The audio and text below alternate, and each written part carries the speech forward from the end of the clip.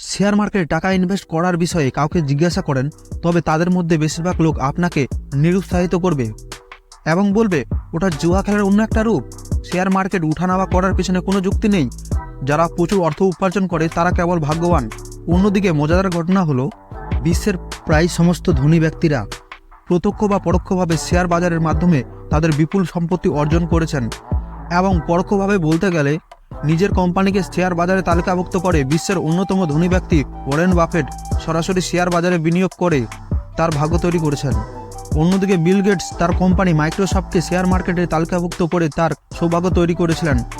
আপনি রাকেশ ঝুনঝুনওয়ালার মতো অনেক কোটিপতি বিনিয়োগকারীদের দেখতে পাবেন যারা তাদের সম্পূর্ণ সম্পদ সরাসরি শেয়ার মার্কেটে টাকা ইনভেস্ট করে তৈরি করেছেন।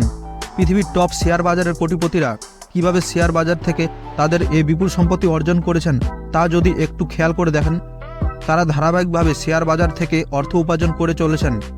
একজন জুয়ারি একবার লাভ করতে পারে কিন্তু ধারাবাহিকভাবে কোটি টাকা উপার্জন করতে পারে না। সুতরাং নিশ্চয়ই অন্য কিছু ব্যাপার আছে, তাই না? ছোট বিনিয়োগকারীদের মধ্যে 80% মাথার ঘাম পায়ে ফেলে রোজগার করা টাকা শেয়ার মার্কেটে হারাচ্ছেন। কোটিপতি বিনিয়োগকারীরা যা জানেন কিন্তু ছোট বিনিয়োগকারীরা তা জানেন না। তাই আজ আমি আপনাদের সাথে শেয়ার করতে চলেছি শেয়ার বাজারের ছোট বিনিয়োগকারীদের করা ভুলগুলো একটা গল্পের মাধ্যমে তুলে ধরছি। আমার এই ভিডিও থেকে কিছু শিখতে পারলে চ্যানেলটিকে সাবস্ক্রাইব করে আমার পাশে থাকবেন। কয়েক বছর আগে দেবের শেয়ার মার্কেট সম্পর্কে কোনো ধারণা ছিল না, তবে দেব বিনিয়োগ করতে আগ্রহী ছিল কারণ তার বন্ধু জিৎ একজন স্টক ব্রোকার ছিল যে নিয়মিত শেয়ার মার্কেটে ট্রেড করত এবং বলতো, ভাই আজকে একদিনে মার্কেট থেকে 10,000 টাকা ইনকাম করলাম। তাই একদিন দেব জিতের কাছে গেল, রিকোয়েস্ট করে এবং অবশেষে দেবের জন্য একটা ডিমেট অ্যাকাউন্ট খুলে দিল। 50,000 টাকা জমা দিল তাতে শেয়ার মার্কেটে ট্রেড করার জন্য। প্রথম দিকে সব কিছু ভালোই চলছিল। প্রায় প্রতিদিন তার বন্ধু তাকে নানান কিছু সংবাদের উপর নির্ভর করে এবং সেই সাথে ট্রেড করার জন্য অনুমতি তার কাছ থেকে চেয়ে নেয়। তারপর দিনের শেষে দেবের কত টাকা হলো সেই বিষয়ে ফোন করলে সে খুব আনন্দিত ছিল, কেননা কিছু না জেনে দেবের ইতিমধ্যে লাভ করে ফেলছিল। কিছুদিন হয়ে গেল, দেবের কাছে আর কোনো ফোন কল এলো না। তার বন্ধু জিৎ তাকে আর ফোন করছে না। চিন্তায় পড়ে দেব। যখন নিজে থেকে তার বন্ধু জিৎকে সে ফোন করে খবর নিল, তখন সে জানতে পারলো যে তার মোট টাকার অর্ধেক টাকা ইতিমধ্যে শেয়ার মার্কেটে লস হয়ে গেছে। খবরটা শুনে দেব হতবাক হয়ে গেল। যে প্রথমবার শেয়ার মার্কেটে টাকা বিনিয়োগ করেছে তার কাছে 50% অনেক বড় ক্ষতি। এটাও জানতে পারলো যে করোনা মহামারীর কারণে শেয়ার বাজারে ধস নামাই তাকে এত বড় ক্ষতির সম্মুখীন হতে হয়েছে এবং এই পরিস্থিতি খুব তাড়াতাড়ি আর বদলাবে না। দেব তার বন্ধু জিতকে পুরো শেয়ার বিক্রি করে দেওয়ার নির্দেশ দিল। ট্রেডিং অ্যাকাউন্ট বন্ধ করার সময় বুঝতে পারলো যে তার অনেক টাকা লস হয়ে গেল।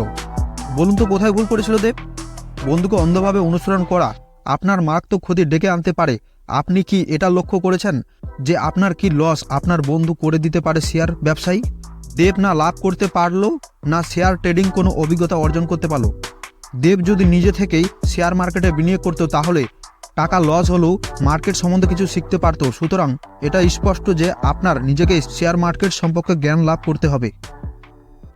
শেয়ার বাজার থেকে যতটা সম্ভব আয় করতে চান, তেমনি আপনার ঘন ঘন কেনাবেচা করার জন্য উৎসাহ দেয়। এখানে সমস্যা দেখা দেয়, শেয়ার বাজারে আপনি যত বেশি কেনাবেচা করবেন আপনার ক্ষতির সম্ভাবনা তত বেশি বৃদ্ধি পাবে এবং একই সাথে আপনার ব্যয়ও বাড়তে থাকবে। এই কারণে বড় বড় ব্রোকার SMS এর মাধ্যমে কিছু টিপস শেয়ার করে বিনিয়োগকারীদের আরও বেশি বেশি করে কেনাবেচা করার জন্য উৎসাহ দেয়। আমার এবং আপনার মতো ছোট বিনিয়োগকারীদের আপনি হয়তো লক্ষ্য করে থাকবেন, যদি আপনি ঘন ঘন কেনাবেচা করেন তবে আপনার ট্রেডিং কমিশনও কমিয়ে দিতে রাজি হয়ে থাকে। সেটা আপনি যাতে ঘন ঘন কেনাবেচা করেন, এটা নিশ্চিত আপনি যে কোম্পানির ব্রোকার ইউজ করেন তাদের একটা ফাঁদ। তাহলে সমাধান কি? কোটিপতি বিনিয়োগকারীরা কি সিক্রেট উপায় অবলম্বন করে? প্রফেশনাল শেয়ার ট্রেডিং যারা করে তাদের পরামর্শ অনুযায়ী সমাধানটা হলো ভালো কোম্পানির শেয়ারে বিনিয়োগ করা এবং সঠিক সময়ের জন্য সেগুলো ধরে রাখা। শেয়ার বাজার থেকে মুনাফা তৈরি করার একমাত্র উপায়। এবার আপনার মনে হয়তো এই প্রশ্ন আসতে পারে, কোম্পানি বলতে কি বোঝায় এবং সেগুলি কিভাবে নির্বাচন করবেন? শেয়ার সঠিক সময়ের জন্য ধরে রাখা বলতে কি বোঝায়? কখন কোন শেয়ার কেনা উচিত, কখন বিক্রি করা উচিত?